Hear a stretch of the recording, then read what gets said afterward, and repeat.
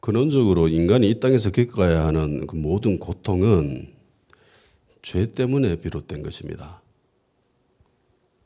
죄가 들어오기 전 에덴 동산에서는 고통이 없었잖아요. 예, 완벽한 곳이었습니다. 하나님이 보시기에도 참 좋았던 곳이 에덴이었습니다. 그런데 그곳에 죄가 들어오고 그리고부터는 인간에게 고통이 찾아오게 됩니다. 모든 문제의 근원이 죄에 있기 때문이죠. 예수께서는 십자가에 달리셔서 많은 고통을 당하셨는데 그 고통은 이 땅에서 인간이 겪어야 하는 모든 고통의 최대치를 다 겪은 것입니다. 십자가형이 굉장히 잔인한 형벌이라고 했잖아요. 근데 어떤 사람은 이야기할 수 있을 겁니다. 아니 그 나무 짝대기에 매달려 있는 게 그게 뭐 그래 고통스러운 건데 라고 이야기하는 사람들도 있습니다. 인터넷에 살펴보면요, 인간이 경험할 수 있는 가장 극심한 고통으로 죽게 되는 두 가지 사형 방법이 있습니다. 하나는 십자가형이고 또 하나는 능지형입니다. 능지형은 들어봤죠, 우리가. 능지형에 처하노라 이러면서 옛날 임금들이 그렇게 이야기한 적이 있는데 우리나라는 능지형에 처한 적이 단 한 번도 없습니다. 예. 거혈형을 시행했지 보통 우리가 능지형이라고 하면은 사람의 사지를 찢어 죽이는 것을 능지형이라고 생각하는데 실제로는 능지형은 그렇게 죽이는 게 아니에요. 그건 그냥 한순간에 죽잖아요. 그러니까 십자가형도 그렇고 능지형도 그렇고 공통점이 뭐냐면은 최대한 인간이 안 죽고 최대한 인간에게 고통을 주기 위한 사형 방법이 능지형과 십자가형입니다. 능지형은 뭐냐면은요, 칼로 사람을 회를 뜨는 거예요. 하나씩 하나씩. 사람 끝부분도 보는데 손가락 다 살 떠가지고 뼈만 남게 하고 발가락 다 뜨고 그러니까 팔다리 다 그렇게 떠가지고 근데 그게 중요한 거는 핏줄은 안 건드린대요. 그러면서 살을 뜬답니다. 근데 이것과 거의 비등한 사형 방법이 십자가형이랍니다. 십자가형에 달리면은요, 예수님은 6시간 만에 돌아가셨잖아요. 근데 하루 만에 죽는 사람들도 있고요. 이틀 만에 죽는 사람들도 있고요. 심지어 어떤 사람은 4일 동안 있었던 사람들도 있었답니다. 그래서 4일 동안 십자가형에 달려 있으면은 너는 너의 모든 죄의 값을 치렀다라고 생각을 해서 풀어줬답니다. 근데 그렇게 사는 사람은 거의 없었죠. 거의 없어요.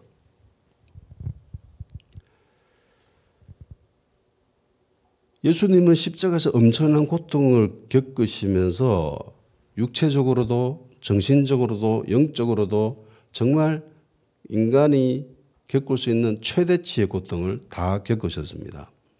그리고 6시간 만에 돌아가셨죠. 오전 9시에 달리셔가지고 오후 3시에 죽으셨습니다. 그리고 44절에 보면은 아리마대 사람 요셉이 빌라도에 가서 예수님의 시체를 달라고 요구를 합니다.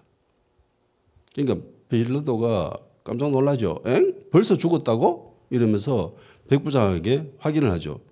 진짜 죽었나라고 물어보는 거죠. 왜냐하면 십자가형이 이렇게 금방 죽지 않기 때문에. 그런데 오늘 본문에 이 십자가에 달리시는 예수님의 모습 가운데에 등장하는 인물들이 좀 특이합니다. 이때까지 예수님의 공생의 사역 기간 동안에 거의 등장하지 않던 사람들이 대거 등장합니다. 보세요. 예수님이 등장할 때 나타나는 사람들은 대부분 제자들이죠. 공생의 기간 동안에 예수님과 늘 함께 했던 사람들은 제자들입니다. 그런데 오늘 본문에 나오는 사람들은요, 제자들의 모습은 없죠. 제자들의 모습은 없고 공생의 기간 동안에 거의 등장하지 않던 사람들이 갑자기 나타납니다. 주님께서 활발히 사역하실 때 거의 제자들이 전면부에 등장하죠. 예, 예수님과 함께. 있어 보이는 일을 할 때는 대부분 제자들이었죠. 오병이어로 5,000명 먹였는 거 예수님 아니라 제자들이잖아요. 예, 있어 보이잖아요. 멋있어 보이잖아요. 그거 다 제자들이 했습니다. 제자들 이외에 많은 사람들이 있었습니다. 12명의 제자들 이외에 예수님을 따랐던 사람들이 있었거든요. 오늘 여기에 나오는 사람들도 그런 사람들이잖아요. 그리고 가룟유다가 죽고 사도를 한 명 더 뽑을 때 그때도 늘 우리와 함께 했었던 사람이라고 단서를 답니다. 그러니까 많은 사람들이 있었다라는 거예요. 그 사람들이. 그런데 그 사람들의 모습은 잘 안 보이고 늘 제자들의 모습, 12명의 제자들. 이 사람들의 모습들만 등장합니다. 그런데 주님께서 사로잡히시고 고초를 당하시고 십자가에 달리실 때 이때부터는 제자들의 모습이 사라져버립니다. 도망갔죠. 예, 도망갔습니다. 베드로는 남아서 한번 개겨보려고 있다가 코너로 몰리자마자 부인하고 또 도망쳐 버립니다. 저주까지요, 심지어. 주님의 말씀처럼 다 도망가 버렸습니다. 그리고 십자가에 달리셔서 돌아가실 때 성경에는 제자들이 아니라 다른 이들을 소개하고 있습니다. 40절에서 41절. 멀리서 바라보는 여자들도 있었는데 그중에 막달라 마리아와 또 작은 야고보와 요새 어머니 마리아와 또 살레메가 있었으니 이들은 예수께서 갈릴리에 계실 때에 따르며 섬기던 자들이요 또 이외에 예수와 함께 예루살렘에 올라온 여자들도 많이 있었더라. 막달라 마리아, 야고보, 요새 어머니 마리아, 살로메 이름이 언급된 사람들만 세 사람이고 그리고 그 외에도 많은 사람들이 있었다고 합니다. 여자들. 예수님이 친히 택하신 제자들은 도망가 버렸는데 근데 성경에 언급도 없었던 예수님이 사역하실 때 한 번도 등장하지 않았던 막달라 마리아는 안 좋은 예로 한 번씩 등장하지만은 그 외의 다른 여인들의 모습은 등장하지 않잖아요. 소위 있어 보이고 꽤 멋있어 보이는 그런 일에는 한 번도 나타난 적이 없었는데 예수님이 십자가에 달렸었을 때 그 아래에 있었던 사람들은 죄다 여자들이었습니다. 왜 제자들이 아니라 여자들만 남아 있었을까요? 성경에 이름이 기록되어 있지 않지만 주님을 따랐던 많은 사람들이 있습니다. 평소에는 그들이 있는지조차도 몰라요. 우리는 성경을 읽으면은 예수님을 따랐던 사람들은 12명의 제자들이구나 라는 생각을 합니다. 그게 의식하지 않으면. 근데 기록된 것은 12명의 제자들이었지만은 그 이외에도 많은 사람들이 존재했다라는 거예요. 이 사람들 밥을 누가 먹였을까요? 해 먹였을까요? 필요한 물질을 누가 공급해 줬을까요? 여자들이었습니다. 위기의 순간, 십자가의 고난의 순간 갑자기 이들이 등장합니다. 그리고 십자가 아래에서 주님 쳐다보면서 그 자리를 지키고 있죠. 당시 남자와 여자는 대등한 존재가 아니에요. 여자는 남자에 비해서 열등한 존재로 인식되었습니다. 대한민국 지금 민주주의 사회잖아요. 민주주의 사회에서는 개인 한 사람 한 사람을 굉장히 존중히 여기죠. 그러니까 한 사람 한 사람에게 표를 다 부여해 줍니다. 선거권, 성인이 된 모든 사람들에게 동일하게 선거권을 주잖아요. 이 민주주의가 고대 그리스 사회부터 시작된 거 다들 아시죠? 근데 그 그리스 사회에서도 여자들에게는 투표권이 없었습니다. 고대 사회에서는 여자들을 온전한 인격체로 인정하지 않았습니다. 아이들도 마찬가지였고.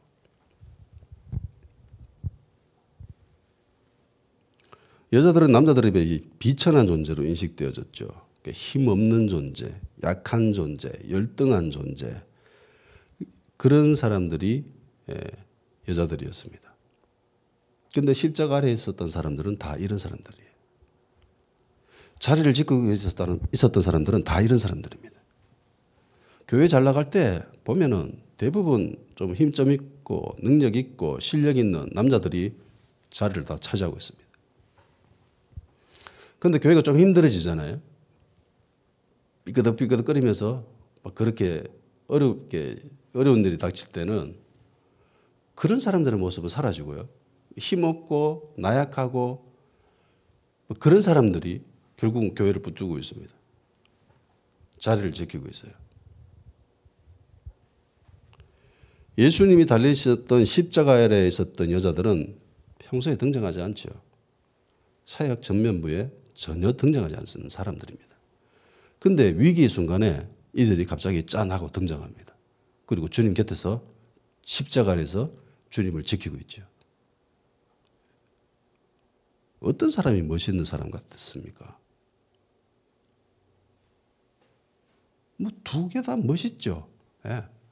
제자들 사역하는 제자들의 모습도 멋져 보이고 그리고 십자가 아래서 위기 순간에 십자가 아래서 자리를 지키고 있는 사람들도 멋있어 보입니다.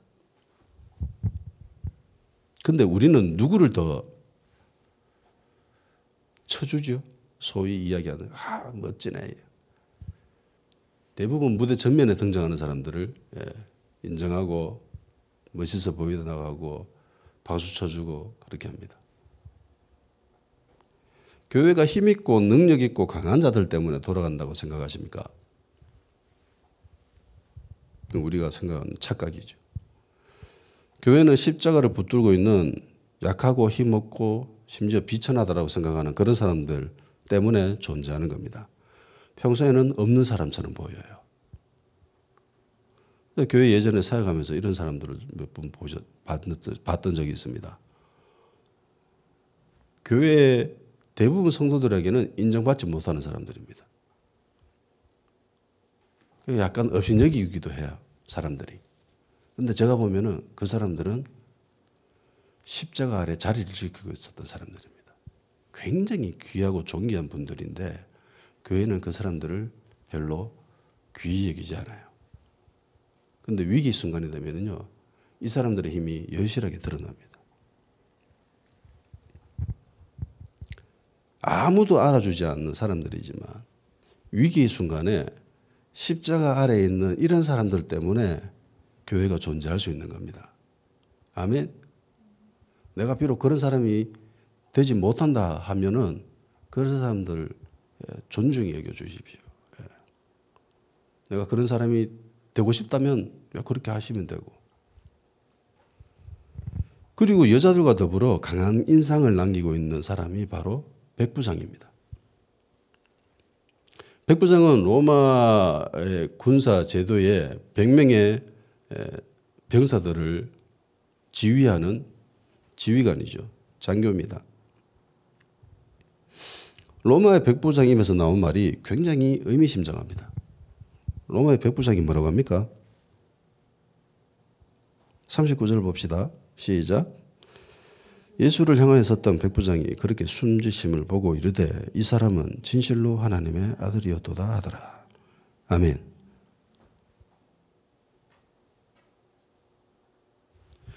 백부장은 많은 사람들을 사형장의 이슬로 이끌었던 지휘관이죠. 자기 책임자입니다. 예. 빌라도는 그냥 명령만 하고 실제로 그 일을 하는 사람은 백부장이죠. 백부장의 진두지휘 아래 일이 진행되어져 가는 겁니다. 많은 사람들이 죽어가는 모습을 지켜봤을 겁니다. 그런데 예수님이 죽는 모습을 보면서 백부장은 뭔가 다르다라는 걸 깨달았어요. 이건 뭔가 다르다. 이상하다. 오전 12시에 되면서 깜깜해집니다. 하늘이 어두워집니다. 33절 제6시가 되면 온 땅에 어둠이 임하여 제9시까지 계속하더니 12시부터 정오 12시부터 오후 3시까지 햇빛이 가장 빛나고 찬란하고 뜨거울 때죠. 그런데 이때 온 땅에 어둠이 임했습니다. 깜깜해져요. 그리고 예수님이 죽는 모습을 경험하면서 백부장은 뭔가를 깨달았어요. 아, 이 사람은 진짜 하나님의 아들인가 보다. 그래서 신앙 고백합니다. 거기에 있었던 대부분의 사람들은 유대인이죠. 유대인입니다. 하나님의 자녀들이라고 하는 유대인들이에요.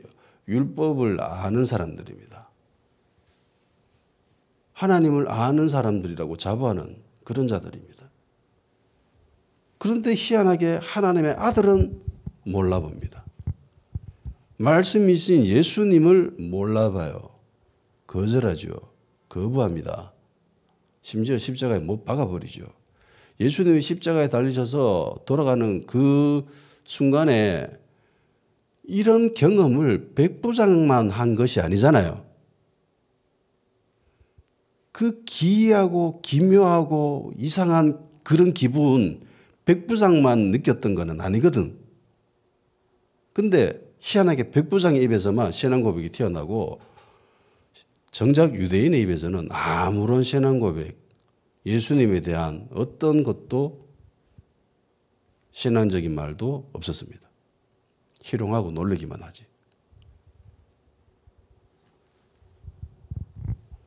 십자가 안에는 수많은 사람들이 모였다고 합니다. 왜냐하면 그게 구경거리였거든요. 중국 기록에 봐도 능정에 사람 처할 때 정말 많은 사람들이 몰려와서 구경했다고 합니다. 기록에 가면은 십자가 처형을 할 때 사람들은 도시락 사와서 구경을 했다고 합니다. 도시락 사와서 그거 먹으면서 계속 지켜봐요. 하루 넘게 어떤 사람들은 이틀 만에 죽으니까 도시락 사와서 그거 구경하고 있는 거예요. 구경거리가 없는 시대니까. 그걸 재밌다고 쳐다보고 앉아 있는 거예요. 그런데 그 어떤 사람도 예수님에 대해서 신앙 고백 한 사람이 없습니다. 백부장 이외에는. 백부장은 이방인이죠. 지위가 굉장히 높은 사람입니다. 힘 있는 사람입니다. 주님이 돌아가시는 거 다 똑같이 경험하고 온 땅에 어둠이 임하고 성소에 휘장이 갈라지고 땅이 흔들리는 거 모든 것들을 다 경험했는데도 불구하고 백부장만 이런 신앙 고백을 하고 다른 모든 유대인들은 감각이 없어요.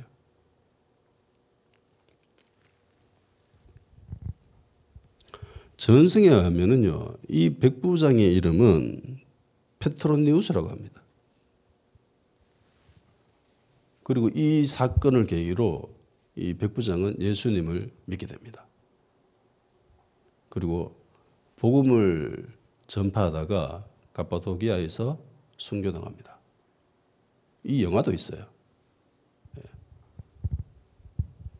약간 각색된 영화인데, 그리고 또 한 사람의 인물도 등장합니다. 아리마대 사람 요셉입니다. 이 요셉은 예수님의 시체를 달라고 빌라도에게 가서 요구하지요. 그런데 어떻게 요구했다고 하죠? 43절 읽어봅시다. 시작. 아리마대 사람 요셉이 와서 당돌이 빌라도에게 들어가 예수의 시체를 달라니 이 사람은 존경받는 공회원이요 하나님의 나라를 기다리는 자라. 아멘. 자, 일단 요셉은 공회원입니다. 공회원 무슨 말이죠?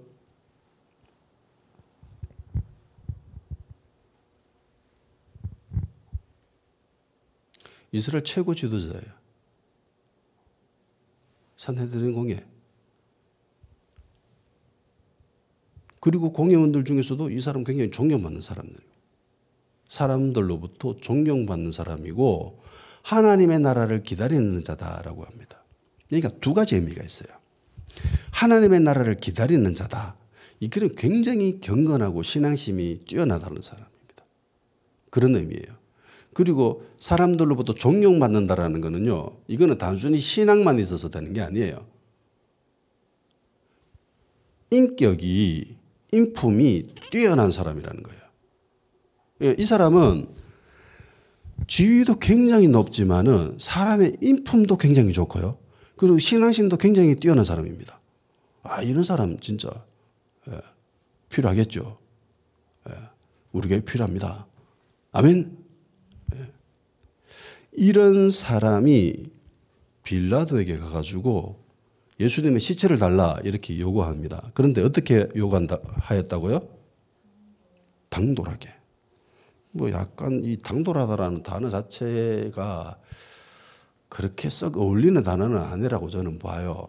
당돌하다라는 이 표현 자체가 이럴 때 사용되는 건 아니잖아요. 그런데 이 원문을 살펴보면요, 무서워하지 않는다, 두려워하지 않는다 이런 의미가 있어요. 그러니까 요셉은 전혀 무서워하지 않고 빌라도에 가서 예수님의 시체를 달라. 그러니까 아주 담대하게, 당당하게, 뻔뻔하게 요구했다고 합니다. 무서워하지 않고 두려워하지 않고. 반대로 이야기하면은 무서워할 수 있었다라는 거죠. 원래는 무서워해야 되는데, 원래는 두려워해야 되는데, 근데 그렇지 않고 당당하게 요구를 했다라는 거예요. 왜 이렇게 했을까? 왜 무서워해야 되는데? 왜 두려워해야 되는데요? 같은 공회원 사람이었던 니고데모가 있었죠. 니고데모도 굉장히 하나님의 나라를 추구하는 갈급함이 있었던 사람입니다. 그래서 예수님을 찾아갑니다. 요한복음 3장 1절 2절. 그런데 바리새인 중에 니고데모라고 하는 사람이 있으니 유대인의 지도자라. 그가 밤에 예수께 와서 이르되 납비여 우리가 당신은 하나님께로부터 오신 선생인 줄 아나이다. 하나님이 함께 하시 안 하시면 당신이 행하시는 이 표적을 아무도 할 수 없음이니이다 라고 신앙 고백을 합니다. 당신 하나님께로 오신 분 맞습니다 라고 이야기합니다. 근데 언제 갔다고요? 밤에. 유대인들은 밤에 잘 안 움직입니다. 왜 밤에 갔을까요? 뻔하죠. 사람들 눈을 피해서. 사람들 눈을 피하기 위해서. 자긴 이스라엘 사람들의 지도자인데 가서 예수님하고 어울리는 모습을 보이면은 타격이 있을 수 있거든요.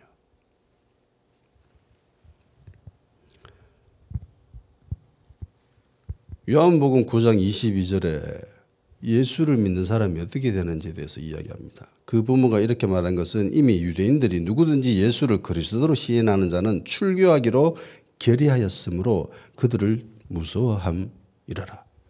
그러니까 예수를 믿는 것이 드러나면은 유대교에서 출교당합니다.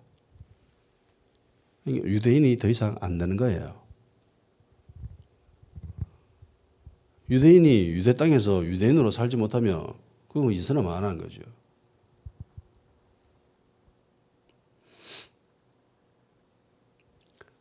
자기가 공회원이에요. 산헤드린 공회원입니다. 최고 지도자입니다. 그런데 예수님이 누구 때문에 지금 십자가에 달려서 못 박혀 죽으셨죠? 공의의 뜻을 따라. 대제사장 집에 모여가지고 결의를 하잖아요. 걔네들이 누구죠? 공회원들이죠. 공회원은 전부가 아니라 그 대제사장 뜻에 수긍하는, 추정하는 그런 인물들, 걔네들 중심으로 일이 진행되어져 버린 겁니다. 자, 그러면 요셉이 이렇게 가서 요구를 하게 되면은 공의의 뜻을 저버리게 되는 겁니다. 그러니까 배신자가 되는 거예요. 공에서 축출될 수도 있습니다. 그리고 예수 믿는 것을 시인하게 되면은 유대교에서 출교시킨다고 하거든요. 심지어 유대교에서 출교당할 수 있습니다.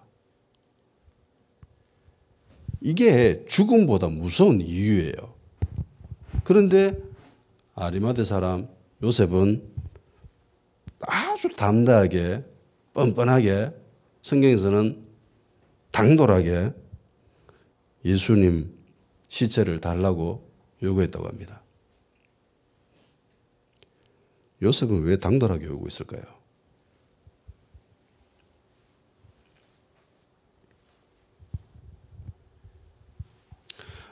주석을 살펴보면은 그 예수님의 이런 모습을 경험하고 이 요셉이 뭐 신앙심이 불타올라가지고 이렇게 했다라고 하는데 저는 조금 다른 견해를 가지고 있습니다.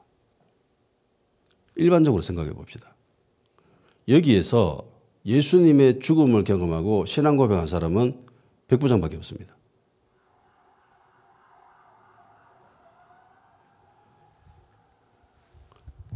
예수님과 늘 함께 있으면서 예수님한테 직접 가르침을 받았던 제자들은 다 예수님을 버리고 도망가 버렸습니다.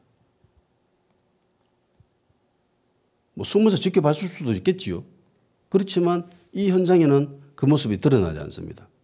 여자들만이 나옵니다. 잡히면 죽기 때문에 도망가 버렸습니다. 심지어 어떤 제자들은 이제 끝났다라고 생각하고 다 자기 고향으로 돌아가 버리죠. 나 고기 잡으러 갈래 이러면서 가버립니다. 끝났다고. 한여름밤에 짧은 꿈이었어. 이제 가자. 고기나 잡으면서 살아야지. 이러면서 가버렸습니다.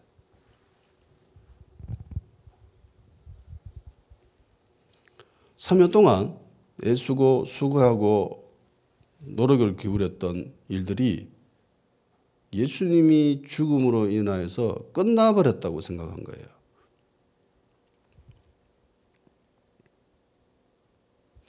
부활신앙 때문에 요셉이 이런 담대한 신앙을 가지게 되었다? 부활을 아직 경험해보지 못했잖아요. 신앙 때문에 예수님의 시체를 담대히 요구하였다? 신앙권으로 치면 제자들이 더 뛰어나야 되잖아요.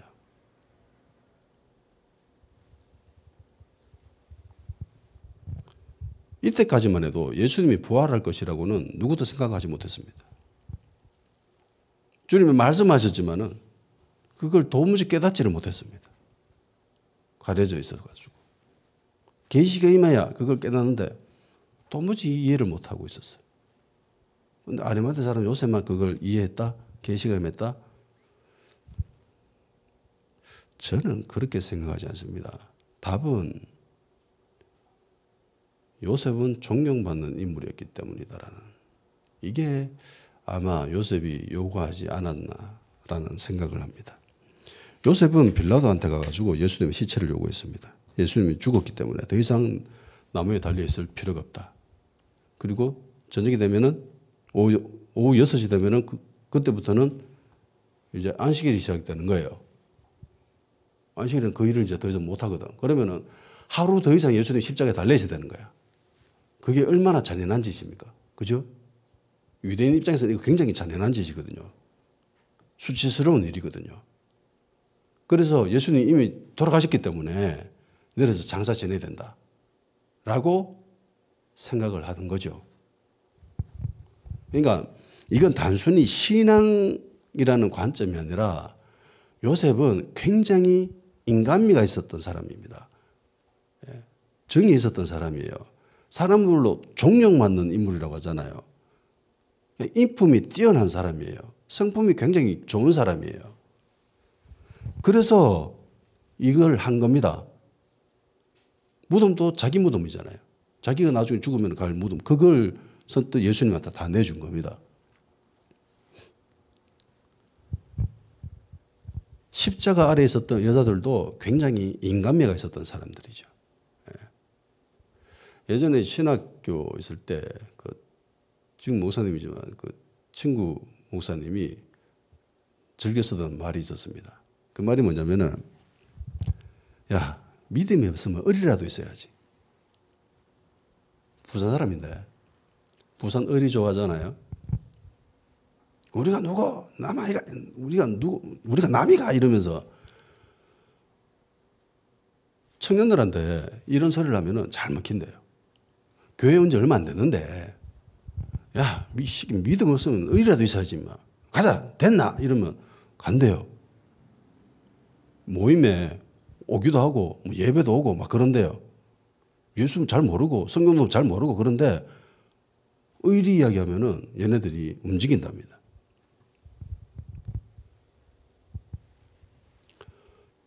그 말을 듣고 저는 약간 씁쓸한 점이 있었어요. 왜냐하면은 그리스도인들이 의리 있는 모습을 잘 못 봤거든. 나는 대체적으로 좀 그랬어요.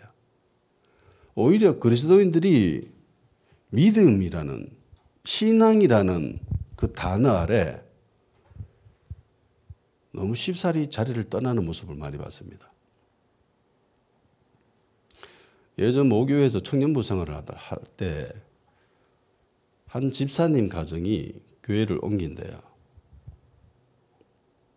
그때 기분이 진짜 실현당한 기분이었습니다. 왜 교회를 옮기지? 정말 충격이었어요. 그래서 한동안 굉장히 우울해졌습니다. 그 집사님 가정 때문에. 특별하게 옮길 이유도 없는데 옮긴대요. 집 근처에 있는 교회를 옮긴대요. 물론 뭐 어른들의 세계에 뭐 그런 약간 얽히고 섞여 있는 문제들이 약간은 있었겠지만은 그게 크게 큰 문제는 아니었거든. 근데 담대하게 가버리시더라고. 자기 청년부 부장으로 있었는데 그 부장의 임기를 끝내기도 전에 가버리더라고. 내가 청년부 회장이었거든. 얼마나 쓰리든지. 세상 사람들도 이렇게 잘 안 하거든요. 근데 그리스도인들은 그걸 서슴없이 하더라고. 하나님이 시켰다면서. 하나님의 뜻이라면서. 자기 신앙을 표현하면서 그렇게 냉정하게 가버리더라고요. 신앙, 믿음이라는 단어로 그냥 자기가 하고 싶은 거 합리화한 거 아닐까요? 내가 보기에는 그게 더 많은 것 같은데. 요셉은 이전부터 주님을 믿고 있었습니다. 그런데 공식적으로 담대하게 드러내놓고는 못했습니다. 아마 니고데모와 같은 수준의 그런 믿음을 가졌을 거예요. 근데 주님의 십자가를 보게 됐죠. 결국은 주님이 돌아가셨습니다. 저거 내가 나서지 않으면 예수님 안식일에도 나무에 달려 계셔야 된다. 내가 다행히 공회원이고 빌라도한테 접근할 수 있는 사람이기 때문에 내 아니면 누구도 이 일을 하지 못한다. 그런 책임감이, 도의적인 책임감이 요셉을 움직이게 만들었을 거라고 저는 생각합니다. 그러니까 요셉의 살아있는 선한 양심,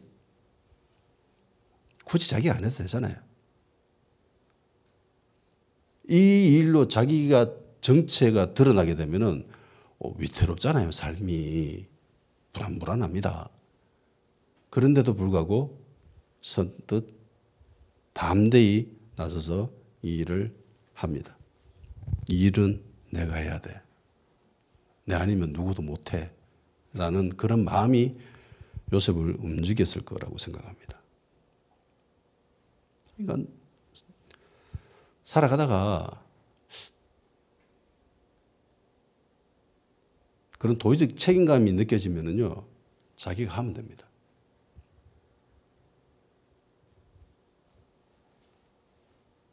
지나가다가 교회 안에 뭐 쓰레기 바닥에 떨어지는 거 보잖아요.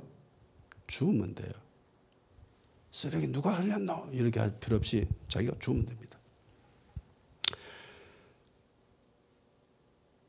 결국 주님은 십자가에서 돌아가십니다. 6시간 만에. 그리고 성소에 있었던 휘장이 찢어집니다. 성소에 있었던 휘장은 성소 안에는요, 지성소라는 것이 또 있습니다. 성소와 지성소를 구분하는 것이 바로 이 휘장입니다. 휘장이라고 뭐 나풀거리는 그런 깃발 뭐 그 정도 수준이 아니에요. 굉장히 두꺼워요. 남자 수십 명이 들 정도로 무거운 천입니다. 두께만 해도 뭐 3cm 정도 된다고 하니까 이거 뭐 그냥 자연적으로는 찢어질 수 없는, 도저히 찢어질 수 없는 그런 수준의 휘장이죠. 이것도 몇 겹으로 되어 있거든. 그런데 이 휘장이 찢어집니다.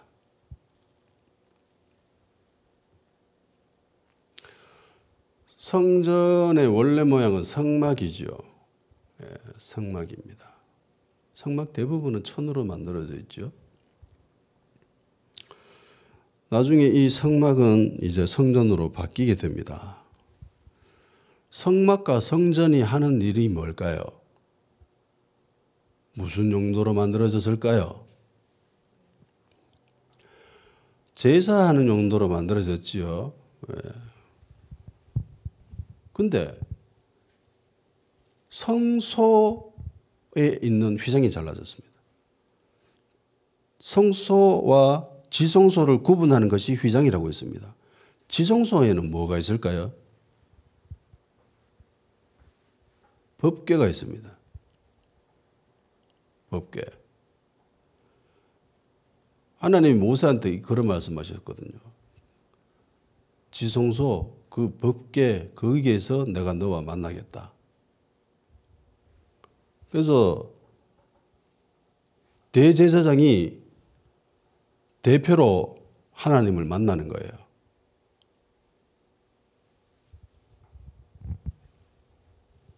그게 지성소가 하는 역할입니다. 지성소에서 하나님과 만남이 이루어지는 거거든요. 그러니까 하나님을 만나기 위해서 죄가 없어야 되잖아요. 죄가 있으면 안 되잖아. 그래서 제사의식을 치르는 거예요. 제물 안수를 해가지고 각 두고 피 흘리고 불 태우고 그리고 물두덩이에 씻고 그 성소 안에 들어가서 촛불 그리고 떡 말씀 그런 것들로 통해서 모든 의식을 다 치르고 그 다음에 제일 마지막에 하는 게 지성소에 들어가서 하나님을 만나는 겁니다. 그런데 그 갈림막이었던 휘장이 찢어진 겁니다.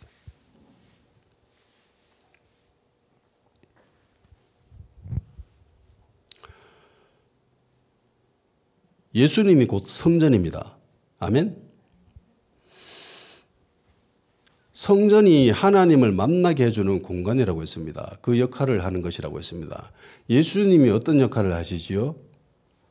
예수님을 통해서 하나님을 만나게 되지요. 요한복음 2장 19절 21절 예수께서 대답하여 이르시되 너희가 이 성전을 헐라 내가 사흘 동안에 일으키리라. 유대인들이 이르되 이 성전은 46년 동안 지었거늘 네가 3일 동안에 일으키겠느냐 하더라. 그러나 예수는 성전된 자기 육체를 가리켜 말씀하신 것이라. 아멘. 죽은 지 3일 만에 부활하시지요. 그죠? 3일 만에 다시 세우겠다고 했습니다. 예수님의 육체가 성전인 거예요. 성전이 하나님을 만나는 방법을 가르쳐 주는 것입니다. 지도인 거예요. 그런데 그 역할을 이제 예수님이 하시는 겁니다. 내가 곧 길이요 진리요 생명이니 나로 말미암지 않고는 아버지께로 올 자가 있다 없다? 없다. 사마리아 사람들은 그르심산에 성전을 지어놓고 거기서 하나님을 만나고 제사를 지낸다고 그렇게 난리법석을 떨었습니다. 그런데 그게 됩니까 안 됩니까? 어디서만 하나님을 만날 수 있죠? 예루살렘에 있는 성전에서만. 저 북쪽의 단에다가 성전 지어놓고 제사하고 그랬습니다. 그런데 성경 그걸 용납합니까? 용납 안 하죠. 산당을 지어놓고 거기서 막 제사 지내고 그랬습니다. 성경 그걸 용납합니까? 안 하죠. 어디서만 가능하다고 합니까? 예루살렘에 있는 성전만. 예수님 이외에도 하나님을 만나는 방법이 있다고 이야기하는 사람들이 있습니다. 심지어 웃기게도 가톨릭에서도 그런 소리를 합니다. 근데 그게 됩니까? 안 됩니까? 안 됩니다.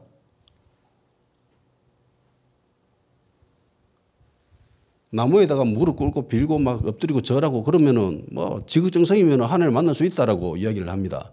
그게 됩니까? 안 됩니까? 불가능합니다. 오직 예수 그리스도밖에 없어요. 아멘? 주님 이외에는 아버지께로 갈 사람이 없습니다. 주님밖에 없어요. 나로 말미암지 않고는 아버지께로 올 자가 없다. 있다라고 생각하고 싶겠죠. 근데 주님은 분명하게 말씀하셨습니다. 없다라고. 예전에도 예루살렘 성전 이외에는 안 된다고 했지만 사람들은 산당 지어놓고 제사 지내고 그리심산에다가 막 성전 지어가 제사 지내고 막 그렇게 했습니다. 왜? 그렇게 하고 싶으니까. 근데 그거 안 된다고 했습니다. 오늘날도 똑같아요. 예수님 외에는 없다, 안 된다라고 했는데도 불구하고 된다라고 막 사람들을 꼬시고 현혹시키고 그렇게 합니다. 그렇게 하는 게 편하니까. 근데 그거 불가능합니다. 주님밖에 없어요. 히브리서 10장 19절 20절 그러므로 형제들아 우리가 예수의 피를 힘입어 성소에 들어갈 담력을 얻었나니 그 길은 우리를 위하여 휘장 가운데 열어놓으신 새로운 살 길이요 휘장은 곧 그의 육체니라. 아멘. 휘장이 찢어졌어요. 이제 누구든지 하나님을 만나러 들어갈 수 있습니다. 아멘. 성소에 들어갈 담력을 얻었다는 겁니다. 담대함을 얻었다는 거예요. 힘을 얻었다는 거예요. 어떻게? 주님의 피를 힘입어. 지성소에 들어가려면은 일단 무조건 피 흘림이 있어야 돼요. 양이든 소든 뭐 비둘기든 무조건 짐승 잡아서 피 흘려서 죽여야 돼요. 왜? 내 죄 때문에 얘가 죽은 거예요. 그걸 보고 그리고 지성소에 들어가는 거예요. 이 피 흘림이 없이는 죄사함이 없다라고 하죠. 피 흘림이 없이는 하나님을 만날 수가 없는 거예요. 그런데 이 일을 예수님이 본인의 육체로 해버리신 겁니다. 본인이 피 흘리신 거예요. 주님의 보혈로 주님의 그 존귀한 보혈로 우리가 성소에 들어갈 힘을 얻었다는 거예요. 아멘? 하나님을 만나는 것은 예수님의 피를 힘입어 가는 겁니다. 내가 한 주 동안 참 신앙생활 잘했기 때문에 오늘은 예배 드리러 가는데 발걸음이 참 가볍구나. 하나님을 만날 수 있겠네. 라고 생각한다면 착각입니다. 그거하고 아무 상관 없습니다. 오직 예수 그리스도의 보혈 때문에. 아멘? 주님의 피에 힘입어 성소에 들어갈 담대함을 얻는 거예요.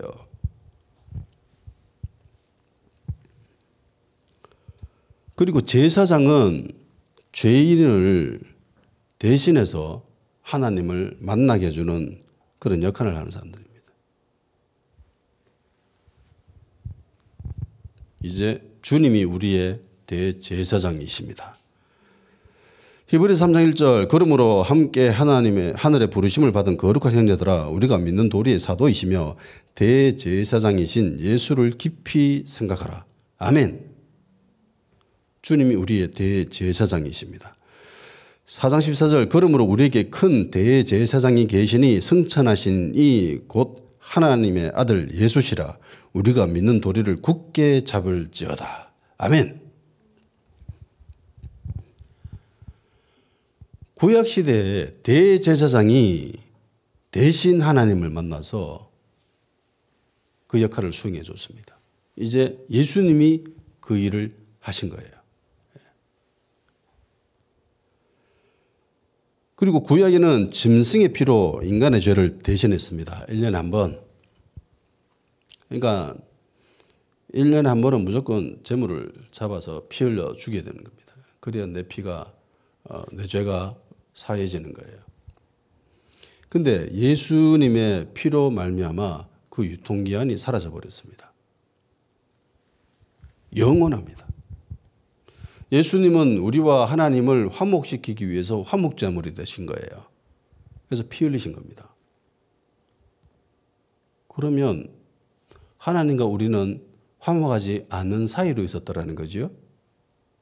그죠? 예.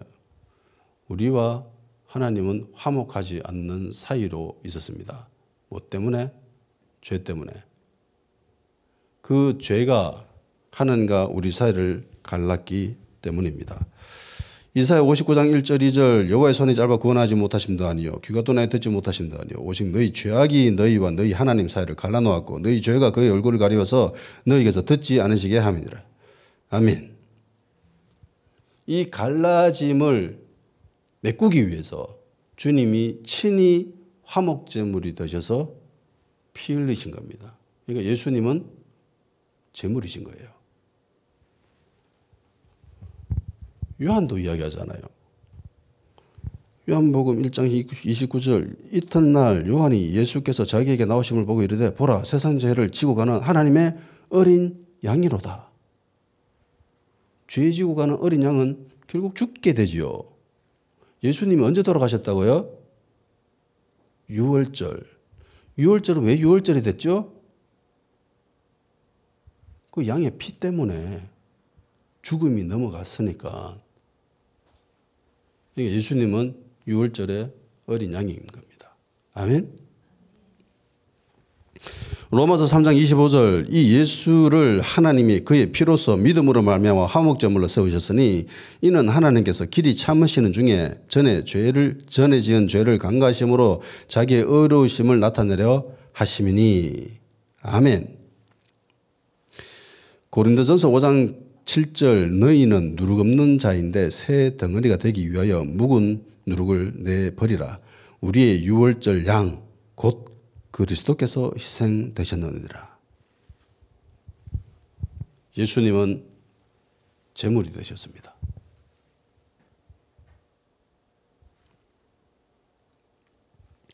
보세요. 예수님은 성전입니다. 예수님은 대제사장이십니다. 예수님은 제물이십니다. 성전에서 하던 모든 일들이 다 예수로 통합되어 버리죠. 성전에 있었던 모든 일들이에요, 이게. 그런데 그 일을 예수님이 하나로 만드셨습니다. 그래서 예수님을 믿음으로 말미암아 이제 우리는 누구든지 하나님과 만남이 이루어지는 겁니다. 왜 하나님을 만나야 되는가? 왜?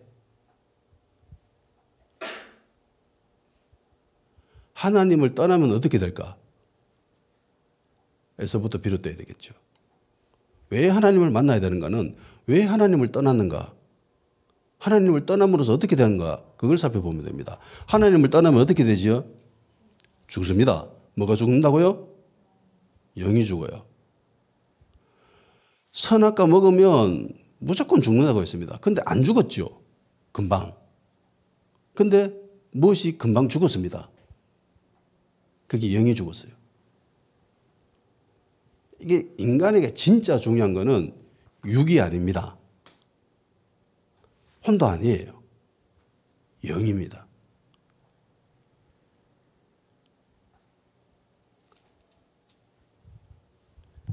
육은 멀쩡한데 정신이 죽은 사람들이 있죠. 이성이 죽은 사람들이 있습니다. 그런 사람을 식물인간이라고 합니다. 육체는 멀쩡해요. 그런데 정신이 죽었어요. 이성이 죽었습니다. 인간이라 할 수 없지요. 그 반면에 육은 좀 상태가 정말 안 좋아요. 그렇지만 정신이 굉장히 활발하게 활동하고 있으면은 우리는 그 사람을 제대로 된 인간으로 인식해 줍니다. 인정해 줍니다. 스티븐 호킹 대표적인 사람 아니겠습니까? 그 사람 뭐 할 줄 아는 게 뭐가 있어요? 자기 육체로. 자기 육체로 할 수 있는 거 거의 없어요. 지금은 죽었지만. 뭐 휠체어 앉아가지고 이래가지고 이래 있는 것밖에 없어요. 그렇지만 두뇌가 굉장히 활발하게 돌아가죠. 그죠? 그러면 인정해 줍니다. 사람들. 아, 저 사람 대단한 사람이다. 근데 그보다 더 중요한 게 뭐라고요? 영입니다. 근데 아이러니하게도 이 영은 사람들이 잘 느끼지 못합니다. 예수님을 믿으면은 거듭난다고 합니다. 다시 태어난다고 합니다. 근데 예수님 믿을 때 태어나는 감각이 있었습니까? 없지요. 하나님을 떠나면은 영이 죽는다고 합니다. 그런데 하나님을 떠나보면 영이 죽는다라는 감각이 있었을까요?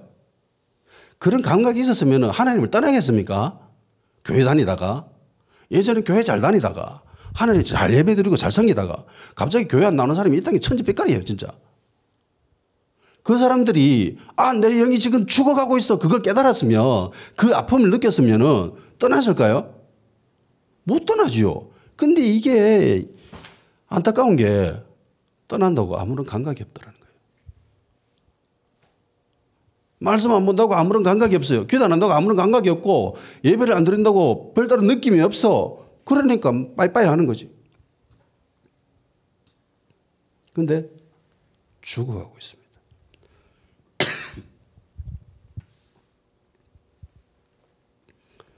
예수님은 인간이 가지는 모든 문제, 고통을 해결하시기 위해서 이 땅에 오셨습니다. 그리고 십자가로 완전히 이루어버리시죠. 주님은 십자가에서 다 이루어졌다라고 말씀하십니다. 다 이루었다. 주님이 다 이루었으니까 우리는 주님을 믿기만 하면 됩니다. 아멘. 주님이 다 이루어졌습니다. 우리는 믿기만 하면 됩니다. 주님은 성전이시고요, 대제사장이시고요, 화목제물이 되셨습니다. 구약 성전에서 하던 그 많은 일들, 정말 복잡하던 그 일들, 정말 많은 사람들이 달려들어서 했던 그 일들을 주님이 스스로 혼자서 다 해결해 버리셨습니다. 휘장이 찢어졌습니다. 대제사장만이 하나님을 만날 수 있었는데 이제 누구든지 예수님을 통해서 하나님을 만날 수 있게 된 겁니다. 이것이 예수님이 십자가에서 이루신 가장 고귀한 일입니다. 우리가 하나님을 만날 수 있게 된 것. 기도합시다. 십자가 아래에서 십자가를 붙드는 신앙인이 되게 해 주십시오. 십자가 내 눈앞에 있다고 도망치는 자가 아니라 십자가 아래에 있는 사랑 많은 사람 되게 해 주십시오. 도의적 책임을 느끼고 인간미가 살아있는 사람, 선한 양심이 살아서 그 양심에 따라서 움직이는 신앙인이 되게 해 주시옵소서. 그리고 주님을 더욱더 의지하고 대제사장이신 예수를 깊이 묵상하며 주님의 보혈에 감사함을 느끼며 하나님을 만날 수 있게 해주심에 감사드립니다 라고 하는 그런 신앙인이 되게 해 주시옵소서. 다 같이 기도합시다.